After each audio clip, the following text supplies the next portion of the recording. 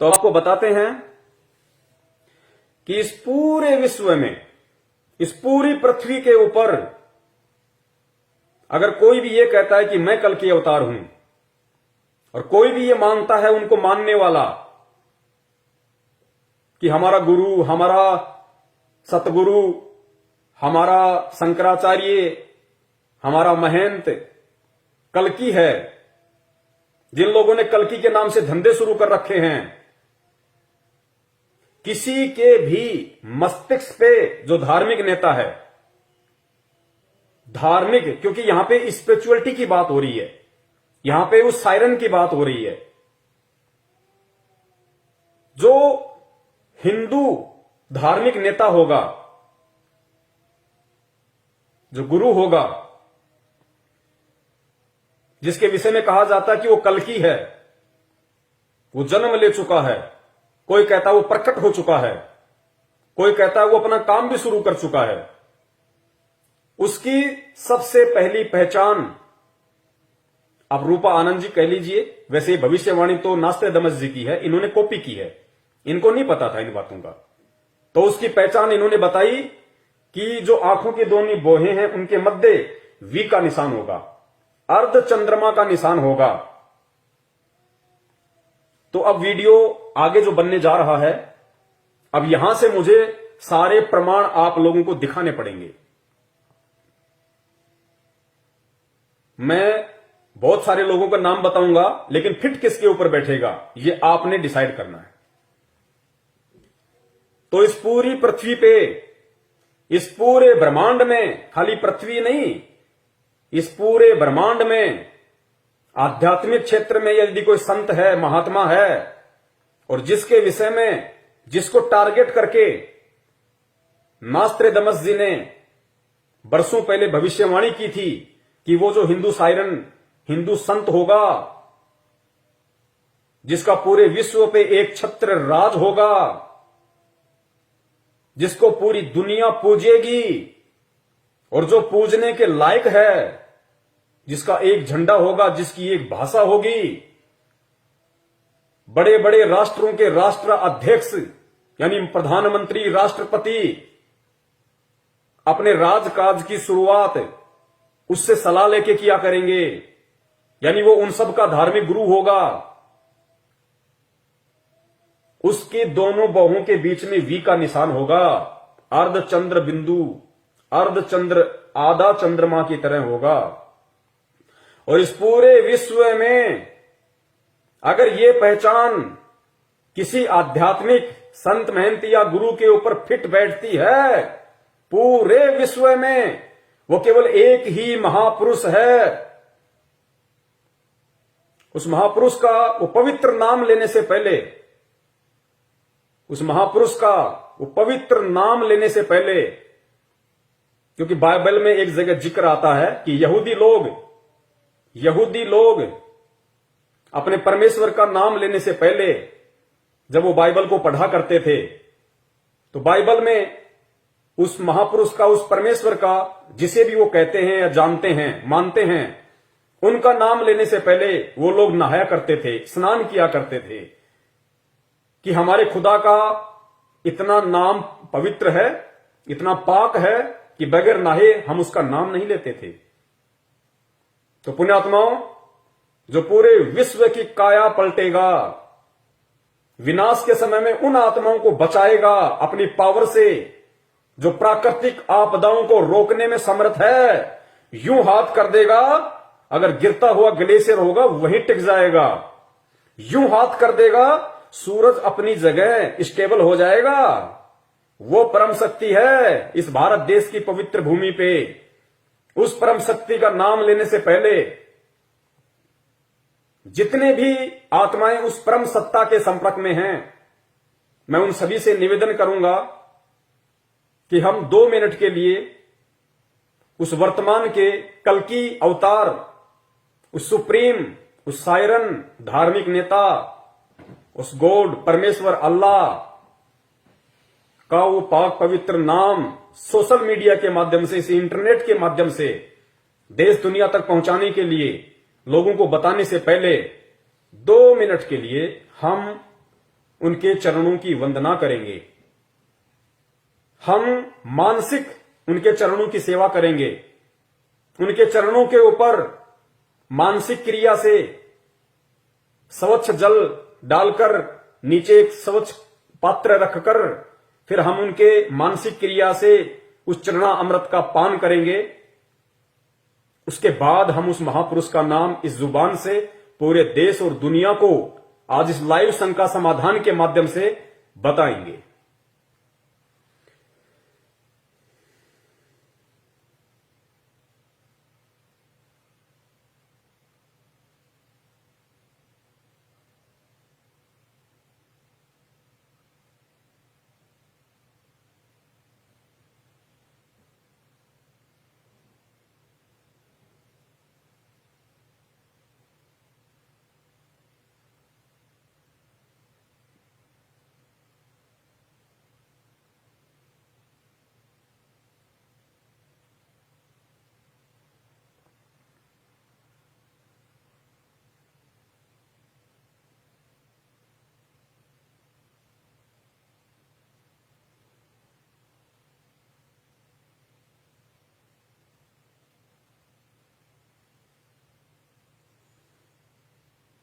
जय जगत गुरु, जय भारत। तो पुण्यात्माओं, मेरे भाई और बहनों, आज का ये लाइव प्रोग्राम देखने वाले आप सभी मेरे मित्रों, मैंने पहले कहा था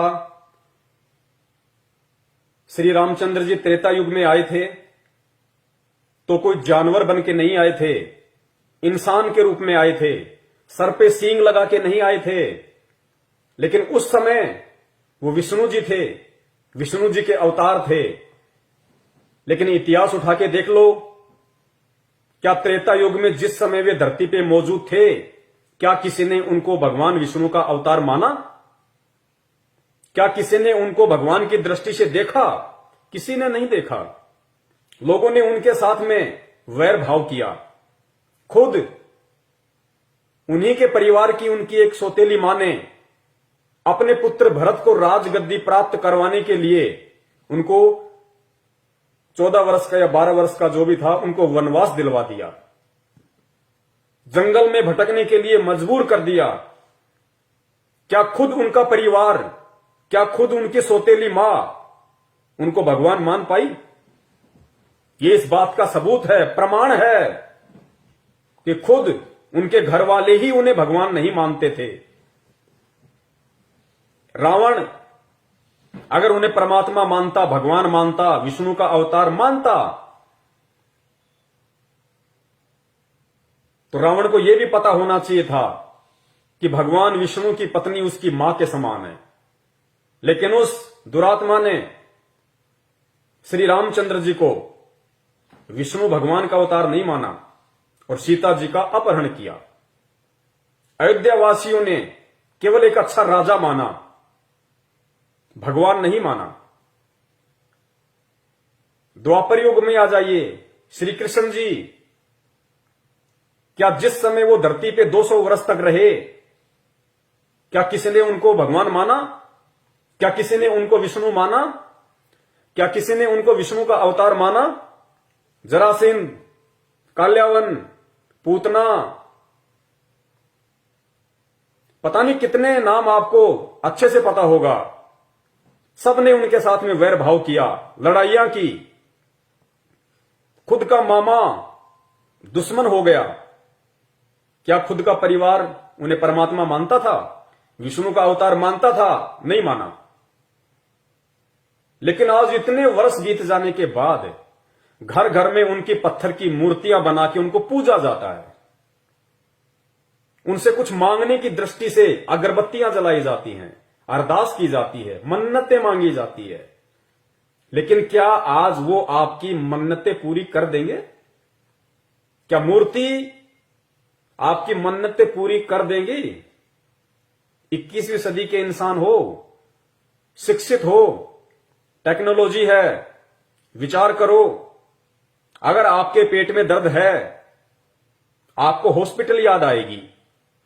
हॉस्पिटल में आप गए, वहां पे डॉक्टर साहब बैठे हुए हैं, आपने डॉक्टर को जाके अपनी तकलीफ बताई, डॉक्टर ने स्टेथोस्कोप निकाला, आपको चेक किया, आपकी समस्या को जाना, पहचाना, समस्या के अकॉर्डिंग फिर आपका इलाज किया, आपको मेडिसिन दी, तो आपको लाभ हुआ।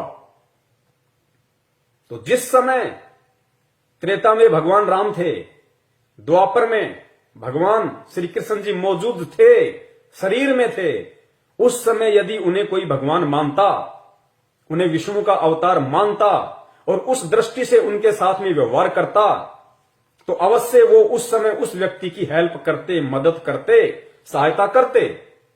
लेकिन आज इतने वर्ष बीतने के बाद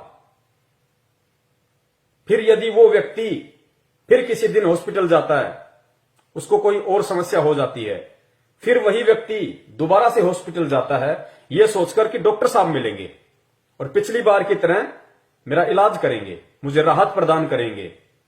और अब की बार जब वो हॉस्पिटल जाता है तो मालूम पड़ता है कि डॉक्टर साहब का तो निधन हो गया, और उसी हॉस्पिटल में डॉक्टर साहब की संगमरमर की एक 6 फुट की गले में स्टेथोस्कोप लटका हुआ बहुत अच्छी एक मूर्ति बना रखी है।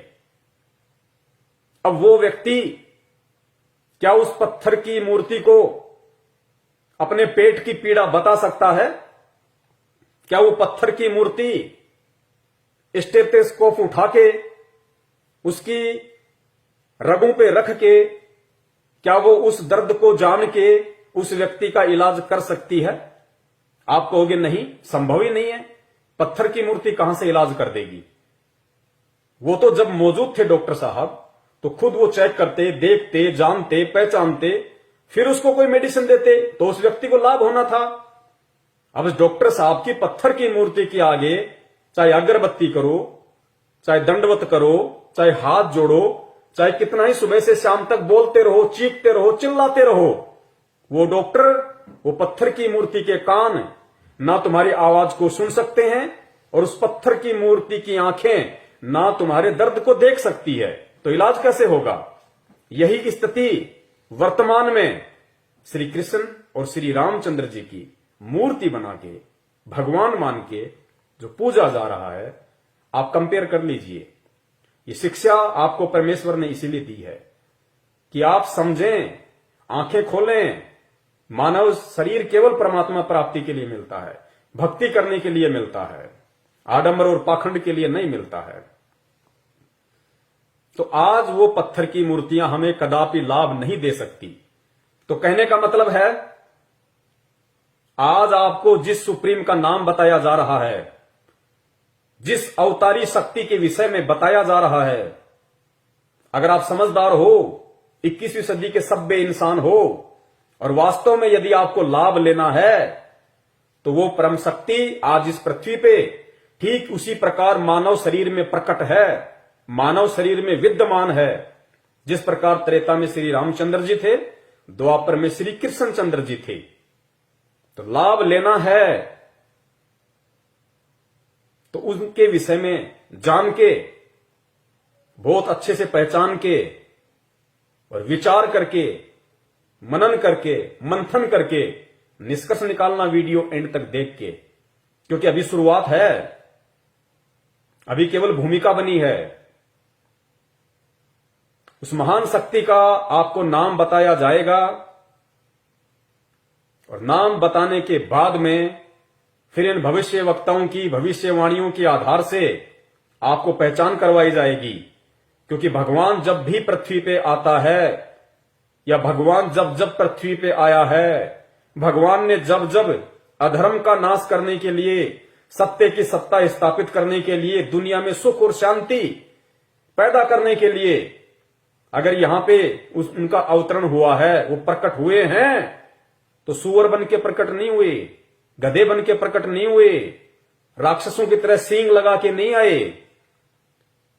वो एक जनसाधारण के परिवार में आए हैं। दशरथ के घर में रामचंद्र जी आए,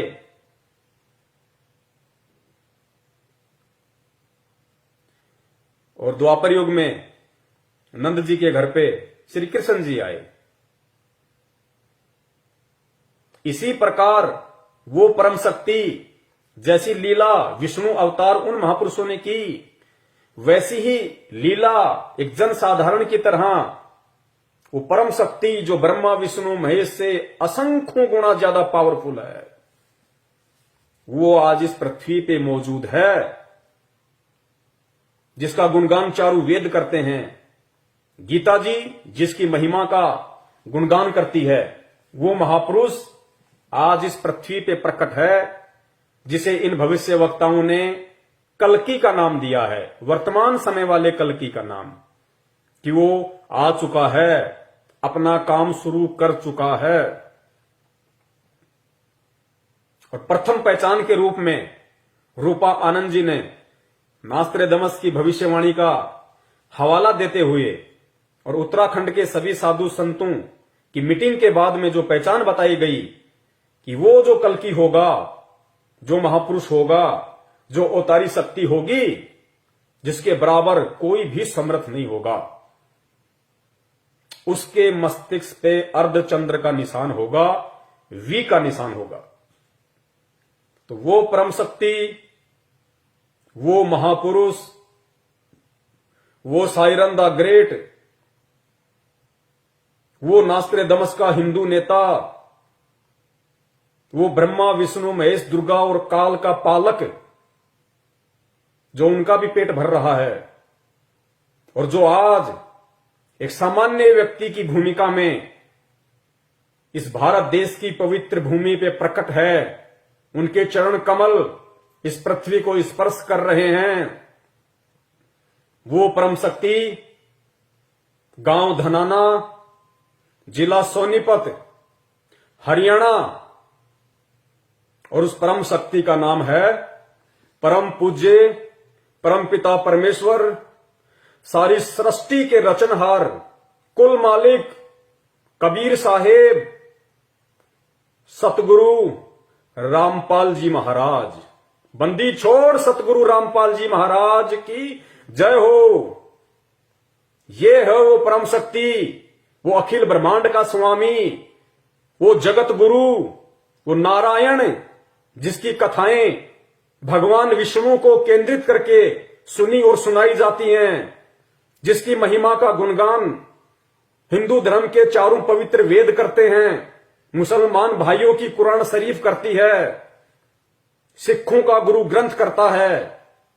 वो महापुरुष, वो परम शक्ति, वो परम सत्ता, वो साइरन द ग्रेट, वो भविष्यवाणियों में भविष्य वक्ताओं का कल्कि, वो सुप्रीम पावर, वो सुप्रीम गॉड, जिसे राम कह लीजिए, खुदा कह लीजिए, अल्लाह कह लीजिए, वाहि गुरु कह लीजिए, वो परम सत्ता परम पूज्य सतगुरु रामपाल जी महाराज जी हैं। अब आगे आपको एक एक पॉइंट के आधार पे, इन भविष्य वक्ताओं की भविष्यवाणियों के पॉइंट के आधार पे साबित किया जाएगा, क्योंकि कहते हैं कि हाथ कंगन को आरसी क्या और पढ़े लिखे को फारसी क्या। ये मैं नहीं कहूंगा, आप ही के भविष्य वक्ता, जिनको आप लोगों ने सुप्रीम बना रखा है, जिनके यूट्यूब पे वीडियो चलते हैं, जिन्होंने भविष्यवाणियां कर रखी हैं, और इन्हीं भविष्य वक्ताओं ने जो पहचान उस कल्कि को लेके की है, उस सुप्रीम को लेके की है, कि वो प्रकट हो चुका है।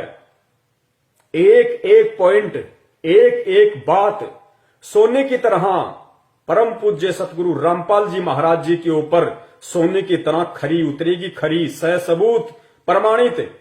और सबूत देखकर भी अगर कोई दुरात्मा सत्य को स्वीकार नहीं करती है, तो विनाश के समय में उसकी सुरक्षा, उसकी रक्षा इस ब्रह्मांड में कोई नहीं कर सकेगा। क्योंकि अगर एकमात्र रक्षक, संरक्षक इस पृथ्वी पे यदि मानव जाति का कोई होगा, केवल परम पूज्य सतगुरु रामपाल जी महाराज जी होंगे, जो स्वयं साक्षात पूर्ण ब्रह्म परमेश्वर कबीर साहिब जी हैं। स्वयं कबीर परमेश्वर हैं। भगवान आएगा सींग लगा के नहीं आएगा। और गीता जी में कहा गया है कि अर्जुन, अगर तुझे पूर्ण संत की, तत्वदर्शी संत की पहचान करनी है, अपना आत्म कल्याण, अपना उद्धार करवाना है, तो उसकी पहचान सिर्फ ज्ञान से होगी, बाह्य आडंबरों से पहचान नहीं होगी। जटा रखवाली, किसी ने बिल्कुल खोपड़ी बिल्कुल सपाचट करवा रखी है, किसी ने मूछें करवा रखी है, किसी ने दाढ़ी करा रखी है, गले में बड़ी बड़ी मालाएं पहन रखी हैं, कानों में बड़े बड़े कुंडल पहन रखे हैं, या कोई नंगा फिरता है, कोई आधे कपड़े पहन के फिरता है, ये पहचान परम संत की नहीं होती। उस परम संत की जो स्वयं पूर्ण परमात्मा कबीर साहिब जी होते हैं, उनकी पहचान सिर्फ और सिर्फ ज्ञान से होगी। कौन से ज्ञान से? जो पवित्र गीता जी में वर्णित है, जो पवित्र चारों वेदों में वर्णित है, जो पवित्र मुसलमान धर्म की कुरान शरीफ में वर्णित है, जो पवित्र गुरु ग्रंथ साहिब जो सिखों का है उसमें वर्णित है। बाइबल में जिसकी पहचान है, केवल वही एकमात्र परम सत्ता, परम शक्ति, सुप्रीम सायरन, कल्कि, उनको कुछ भी कह लीजिए, क्योंकि सारी उपमाएं केवल उस परम पिता परमेश्वर के लिए हैं, जो परम पूज्य सतगुरु रामपाल जी महाराज जी के रूप में धरती पे प्रकट हैं। तो वो जो अर्धचंद्र की जो बात कही गई है, वी फॉर विक्ट्री की जो बात कही गई है, इस पूरे ब्रह्मांड में आध्यात्मिक क्षेत्र से जुड़ा हुआ यदि कोई संत, महात्मा, पीर, पैगंबर, कुतुब, ओलिया, काजी, मुल्ला, पंडित, शंकराचार्य, संत, महंत, पादरी, पोप, अगर कोई है इस दुनिया में जिसके मस्तिष्क पे, जिसकी बाहों के मध्य अगर अर्धचंद्र का साइन है, वी का निशान है, केवल वो महापुरुष परम पूज्य सतगुरु रामपाल जी महाराज जी हैं। अपनी आंखों का चश्मा उतार के अच्छे से उनकी फोटो को जूम करके और आंखों से पहले अपने दिल और दिमाग को साफ करके देखना, स्पष्ट दिखाई देगा। प्रमाण आपको दे देते हैं। हालांकि मैं फोटो दिखाऊंगा, आपको साफ दिखाई नहीं देगी। इंटरनेट से देख लेना, यूट्यूब पे देख लेना, गूगल पे देख लेना। लाखों की संख्या में परमपिता परमेश्वर जी के संत रामपाल जी महाराज जी रूप वाले, स्वरूप वाले इस बॉडी की, इस चेहरे की फोटोएं डली हुई है। आंखों से पहले दिल और दिमाग को साफ करना मत भूलना। स्पष्ट दर्शन देगा परमेश्वर, स्पष्ट दिखाई देगा। सुनिए, परमपिता परमेश्वर सतगुरु रामपाल जी महाराज जी ने अपने सत्संगों में बहुत समय पहले ही इस बात का जिक्र कर दिया था। अपने बच्चों को दृढ़ता देने के लिए, अपनी पहचान करवाने के लिए नास्त्रे दमस की इसी भविष्यवाणी को पढ़ा के, जिक्र करके सुन लीजिए। 1999 में ये क्या बोला गया है कि एक ऐसे व्यक्ति ने जन्म लिया है जिसकी अकेले ही उत्पादित शक्ति किसी भी शक्ति संपन्न राष्ट्र के बराबर होगी। वह एक भाषा, एक संस्कृति, एक धर्म की आचार संहिता सर्जन करेगा। यह देखिएगा 43 पृष्ठ पे यह लिखा है कि दिव्य देहधारी पुरुष ने जन्म लिया है। वे सबके मन में प्रसन्नता भरेंगे, दुनिया भर के कष्ट दूर करेंगे। अन्यायी और अत्याचारियों को भी वह ठीक करेंगे। रात्रि के प्रथम पहर में जब मैं प्रगाढ़ निद्रा में होता हूं तो स्वप्न में एक दिव्य पुरुष को देखता हूं, दिव्य व्यक्ति को। किसी जलाशय के निकट बैठे हुए इस योगी के मस्तक में दोनों भावों के जहां मिलती हैं तो उसमें अर्ध चंद्रमा के दर्श होते हैं। उसके बाल सफेद हैं, शुभ्र वेशभूषा है या निशादान सुंदर, वर्ण गौर है, गोरा कलर है तथा पैरों में चर्म विहीन पाहन यानी पादुकाएं हैं। बिना चमड़े की जूतियां पहनता है। आज तो हमने पूरे अनुयायियों से कोई बैन लगा रखा है कि चमड़े की जूती तुमने पहननी है नहीं, मैं तो पैरूं था कितने। देखिए, परमपिता परमेश्वर जी ने, जो दुनिया का सायरन है, दुनिया की नजरों में कल्कि है, महापुरुष है, उन्होंने अपने बच्चों को सत्संग के माध्यम से काफी वर्ष पहले ये संकेत कर दिया था, इशारा कर दिया था, नास्त्रे दमस जी की भविष्यवाणी का जिक्र करते हुए। उन्होंने जो अर्धचंद्र की बात अपने सत्संग में बताई है, लेकिन खुल के नहीं बताया, क्योंकि अब वो ये नहीं कहेंगे कि बच्चों मेरे मस्तिष्क पे अर्धचंद्र का निशान है। समझदार को संकेत काफी होता है। आगे नास्त्रे दमस जी ने कहा कि वो जो हिंदू संत होगा, वो जो सायरन होगा, वो चरम विहीन पादुकाएं पहनेगा। चरम विहीन मतलब बिना चमड़े के चप्पल और जूते पहनेगा। इस पूरे विश्व में केवल एक परम पूज्य सतगुरु रामपाल जी महाराज जी ही वो परम संत हैं जिन्होंने अपने जीवन में कभी भी चमड़े की किसी भी वस्तु का प्रयोग नहीं किया, क्यों नहीं किया? क्योंकि चमड़े की वस्तुएं जानवर को मार के, क्योंकि आज वर्तमान में ये एक बहुत बड़ा बिजनेस बन चुका है चमड़े का, और चमड़े को लॉन्ग लाइफ देने के लिए, लंबी जीवन देने के लिए जानवरों को जीवित ही किस प्रकार तड़पा तड़पा के उनकी खाल उतारी जाती है, जीव हत्या की जाती है। इसलिए परम पूज्य सतगुरु रामपाल जी महाराज जी ने ना कभी खुद चमड़े से बनी किसी वस्तु का जीवन में प्रयोग किया, और जब से वो आध्यात्मिक क्षेत्र में आके उपदेश करने लगे हैं, उन्होंने अपने किसी भी भगत को, शिष्य को, अनुयायी को चमड़े के जूते पहनने के लिए नहीं कहा। स्पष्ट अपने सत्संगों में, अपनी मर्यादाओं में उन्होंने अंकित किया हुआ है कि हमने चमड़े से बनी किसी भी वस्तु का प्रयोग नहीं करना है। ये चमड़े की बात उन्होंने स्पष्ट रूप से कही, और साथ ही ये कहा कि मैं तो खुद अपने भक्तों को चमड़े के जूते, बेल्ट, परस या कोई भी वस्तु प्रयोग करने के लिए मना करता हूं, तो मैं तो पहनता ही कहां। ये इन्होंने स्पष्ट यहां पे बोल दिया। लेकिन वो माथे में जो चंद्र वाला निशान है, वो नहीं कहेंगे सत्संग करते समय कि देखो बच्चों, वो मेरे मस्तिष्क के ऊपर है। वो संकेत है, समझने वाले समझ गए होंगे, वरना समय आने पे तो खुलासा होना ही होना था, जिस प्रकार इंटरनेट के माध्यम से आज हो रहा है। तो ये है वो परम शक्ति, ये है वो परम सत्ता, जिनके ऊपर इस देश दुनिया के प्रसिद्ध हो या सुप्रसिद्ध हो, छोटा हो या बड़ा हो, नामी हो या गिरामी हो, कोई भी भविष्यवक्ता हो, उनकी भविष्यवाणी का प्रत्येक पॉइंट अगर इस विश्व में किसी संत महात्मा के ऊपर फिट बैठेगा, तो केवल वो एक ही नाम है, परम पिता परमेश्वर सतगुरु रामपाल जी महाराज। ये दो भविष्यवाणियां जो रूपा आनंद ने जिक्र किया, मस्तिष्क के ऊपर अर्धचंद्र का निशान, वी फॉर विक्ट्री, केवल परम पूज्य सतगुरु रामपाल जी महाराज जी पे ही आपको ये निशानी मिलेगी। अन्य जितने भी संत महंत शंकराचार्यों के शिष्य भगत अगर ये प्रोग्राम देख रहे हो, तो आप अपने गुरुदेव के मस्तिष्क पे कभी आपको उनसे मिलने का मौका मिले, आराम से चश्मा उतार के देख लेना, आपको ये साइन नहीं मिलेगा। केवल उसी पे मिलेगा जो पूर्ण ब्रह्म परमेश्वर है, साक्षात कबीर देव है। दूसरा, नास्त्रोदामस ने चमड़े का जिक्र किया, तो ये भी केवल सिर्फ और सिर्फ उसी परम संत के ऊपर खरा उतरेगा, क्योंकि भविष्यवाणी बहुत समय पहले हो चुकी थी, और परमपिता परमेश्वर ने कभी भी चमड़े से बनी वस्तुओं का उपयोग नहीं किया। उल्टा अपने शिष्यों को भी प्रयोग करने से सीधा सीधा मना करते हैं कि अगर मेरी इन मर्यादाओं का कोई उल्लंघन करेगा, उसे मेरा शिष्य कहलाने का कोई अधिकार नहीं है। स्पष्ट तौर पे वे मना करते हैं कि मुझे आश्रम में भीड़ इकट्ठा नहीं करनी है। आगे चलते हैं,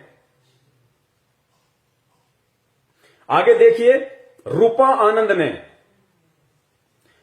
संत जय गुरुदेव जी की जिस भविष्यवाणी का जिक्र किया था, देखिए जय गुरुदेव जी की भविष्यवाणी इस पूरे ब्रह्मांड में, इस पूरी पृथ्वी पे अगर किसी आध्यात्मिक क्षेत्र से जुड़े हुए संत महात्मा गुरु से मिलती है, तो वो केवल एकमात्र परम पूज्य सतगुरु रामपाल जी महाराज जी हैं। 8 सितंबर 1971 को ये पूरी दुनिया जानती है, शाकाहारी बाल संघ जो पत्रिका है, आज से लगभग 50 वर्ष पहले जो छपने लगी थी, जय गुरुदेव पंथ के मेरे भाई बहन अच्छे से जानते होंगे इस बात को, कि संत तुलसीदास जी ने शाकाहारी बाल संघ एक पत्रिका निकाली थी, और उन्होंने जितनी भी भविष्यवाणियां की, वो भविष्यवाणियां उस समय उन पत्रिकाओं में लिखी जाती थी, उनका प्रचार प्रसार किया जाता था। और जय गुरुदेव जी की जो एक भविष्यवाणी है, उसके विषय में आध्यात्मिक क्षेत्र से जुड़े हुआ लगभग प्रत्येक व्यक्ति परिचित है। 8 सितंबर 1971 को उन्होंने क्या भविष्यवाणी की थी? उन्होंने कहा था कि जिस अवतारी शक्ति के विषय में मैं बार बार जिक्र करता हूं, जिसके विषय में मैं हर बार कहता हूं कि विनाश का समय आने वाला है, घोर कलयुग आने वाला है, उस विनाश के समय में यदि कोई बचाव करेगा, रक्षा करेगा, केवल वो अवतारी महापुरुष है, जिसका एक झंडा होगा, जिसकी एक भाषा होगी। एक झंडा और एक भाषा का मतलब क्या है? एक झंडे का मतलब है जिसका एक छत्र राज होगा, और एक भाषा का मतलब पूरे विश्व में केवल उसी का एक ज्ञान होगा, जिसका एक झंडा और जिसकी एक भाषा होगी। पूरे विश्व में केवल उसी का राज होगा और पूरे विश्व में केवल उसी का एकमात्र ज्ञान होगा। उसको कहते हैं एक झंडा और एक भाषा। तो 8 सितंबर 1971 को जय गुरुदेव जी ने सार्वजनिक तौर पे सत्संग करते हुए कहा था कि आज वो महापुरुष जिसके विषय में मैं बार बार जिक्र करता हूं, जो देश दुनिया की काया पलट करके रख देगा, आज वो महापुरुष 8 सितंबर 1971 को पूरे 20 वर्ष का हो चुका है। पूरे 20 वर्ष का एग्जिट। और अगर अभी से उसका पता बता दूं तो लोग उसके पीछे पड़ जाएंगे। अभी ऊपर से आदेश पता बताने का नहीं हो रहा है। तो पुण्यात्माओं, इस पूरे विश्व में जितने भी लोग किसी न किसी संत महंत महात्मा शंकराचार्य से जुड़े हुए हैं, चाहे वो किसी भी धर्म के हों, आप अपने गुरुदेव की डेट ऑफ प्रकट, क्योंकि हम डेट ऑफ बर्थ का जिक्र नहीं करेंगे, क्योंकि डेट ऑफ बर्थ उसकी होती है जो जीव होता है, जो मां के गर्भ से जन्म लेता है। और मां के गर्भ से जन्म लेने वाला जीव संज्ञा में होता है, वो प्राणी होता है, आप और हमारी संज्ञा में होता है। वो देश का उद्धार नहीं कर सकता, वो देश का तारणहार नहीं हो सकता, वो देश का मुक्तिदाता नहीं हो सकता। परम पुरुष महापुरुष केवल प्रकट होते हैं। लोगों को लगता है उन्होंने मां के गर्भ से जन्म लिया है, लेकिन वो जन्म नहीं लेते, क्योंकि परमेश्वर के गुणों में जन्म लेना नहीं है। ये वेद महिमा का गुणगान करते हैं, गीता इस महिमा का गुणगान करती है। परम पुरुष महापुरुष सायरन स्वयं वो कबीर परमेश्वर होता है। और वो कबीर परमेश्वर जब इस पृथ्वी पे प्रकट होता है किसी भी साधु संत के रूप में या जिंदा महात्मा के रूप में, केवल प्रकट होते हैं। तो संत रामपाल जी महाराज जी की आप लोगों की नजरों में, क्योंकि जब तक आपको ज्ञान नहीं है तब तक आप डेट ऑफ बर्थ ही बोलेंगे, और जिसे ज्ञान हो गया वो बोलेगा डेट ऑफ प्रकट। तो हमारी नजरों में डेट ऑफ प्रकट और आपकी नजरों में डेट ऑफ बर्थ उनकी 7 सितंबर 1951 है। 7 सितंबर 1951, जिसके विषय में जय गुरुदेव पंथ के संत तुलसीदास जी ने डंके की चोट पे पूरी देश दुनिया के सामने खुले तौर पे जो सत्संग करते थे, उन्होंने कहा था कि वो परम पुरुष, क्योंकि जय गुरुदेव जी एक संत थे, आध्यात्मिक क्षेत्र से जुड़े हुए थे, पूर्व जन्म की भक्ति उनके पास में थी, और परमात्मा ने पृथ्वी पे आने के बाद अपनी उपस्थिति दर्ज करवानी थी। ये भविष्यवाणियां करवा के, क्योंकि आगे चल के फिर ये भविष्यवाणियां कोई बताएगा, कोई समझाएगा कि किस महापुरुष पे फिट बैठ रही हैं। वो हाथी कौन है जिसके कपड़े लोगों ने पहले सीन के तैयार रख दिए, वो हाथी कौन है। सो संत जय गुरुदेव की जो भविष्यवाणी है, जो ये कपड़ा है केवल हाथी पर ही फिट बैठेगा, गधे पे या झोटे पे अगर कोई फिट बैठाने की कोशिश करेगा तो नहीं बैठेगी, मजाक बनवाएगा अपना आने वाले इतिहास में।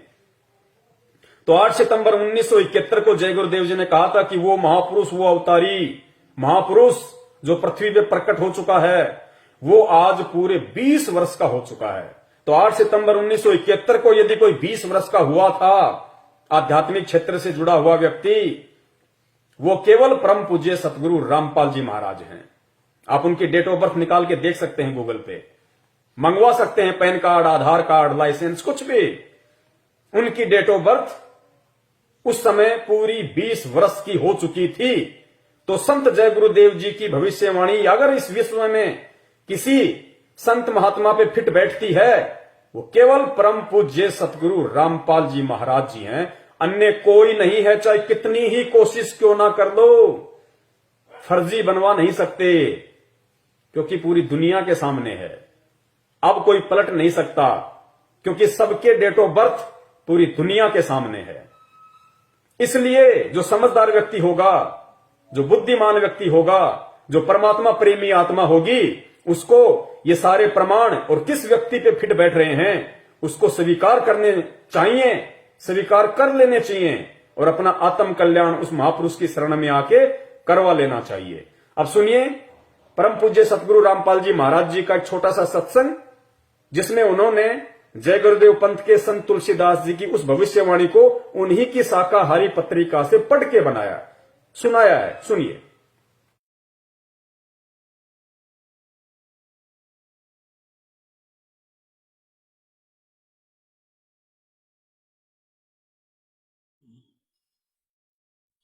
भाई सतगुरु तिलक अजप्पा माला युक्त जटा रखवावे। सतगुरु तिलक अजप्पा माला युक्त जटा रखवावे। जत को पीन सत का चोला भीतर बेख बनावे। जब कोई राम भगत गत पावे हो जी। जब कोई राम भगत गत पावे हो जी। भाई लोक लाज मर्याद जगत की तरण जो तोड़े बगावे। लोक लाज मर्याद जगत